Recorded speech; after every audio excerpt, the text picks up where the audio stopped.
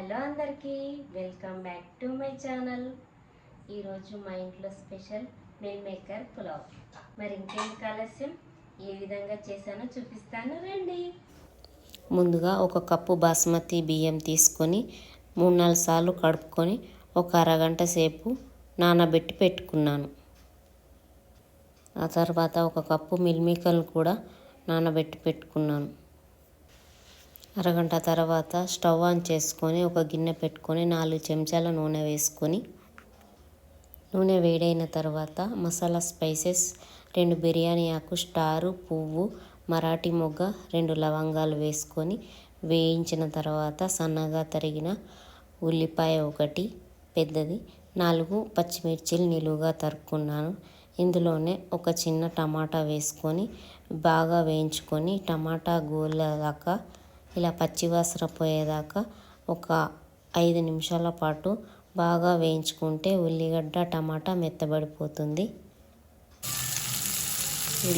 ఉల్లిపాయ టమాటాలు బాగా మగ్గిన తర్వాత కొద్దిగా పుదీనా, 1 టేబుల్ స్పూన్ అల్లం వెల్లుల్లి పేస్ట్ వేసుకొని పచ్చివాసన పోయేదాకా వేయించుకొని, ఇప్పుడు నీళ్లు తీసేసిన మిల్ మేకర్లు, కొద్దిగా బఠానీ ఆప్షనల్ ఉంటే వేసుకోండి. ఇవి వేసుకొని బాగా కలుపుకున్న తర్వాత ఇందులోనే రుచికి సరిపడా 1 స్పూన్ కారం, 1/2 స్పూన్ ఉప్పు, 1/2 స్పూన్ ధనియాల పొడి వేసుకొని ఇందులోనే కొద్దిగా కసూరి మేతి వేసుకొని కలుపుకొని, ఇప్పుడు అరగంట నానబెట్టిన బియ్యం నుంచి నీళ్లు వేరు చేసుకొని ఈ బియ్యం ఇందులో వేసుకొని కలుపుకోవాలి.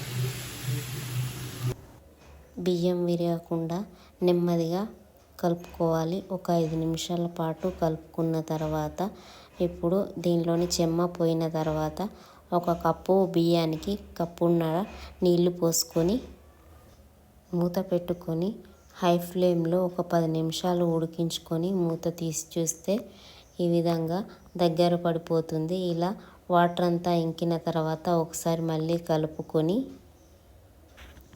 సన్నగా తరిగిన కొత్తిమీర వేసుకొని కలుపుకొని మూత పెట్టుకొని ఒక 5 నిమిషాలు లో ఫ్లేమ్లోనే మూత పైన ఏదైనా బరువు పెట్టి దమ్ అయిన తర్వాత స్టవ్ ఆఫ్ చేసుకొని ఒక 2 నిమిషాల తర్వాత మూత తీసి చూస్తే వేడివేడిగా పొగలు కక్కుతున్న పులావ్ రెడీ అయిపోతుంది. మరి ఇక ఫైనల్గా టేస్ట్ చేసే టైం వచ్చేసింది కదా. టేస్ట్ చేసేనా? పొగలు కక్కుతున్న మిల్ మేకర్ పులావ్ రెడీ అయిపోయింది. దీన్ని రైతాతో తింటే చాలా బాగుంటుంది. మరి ఎలా ఉందో టేస్ట్ చేద్దామా?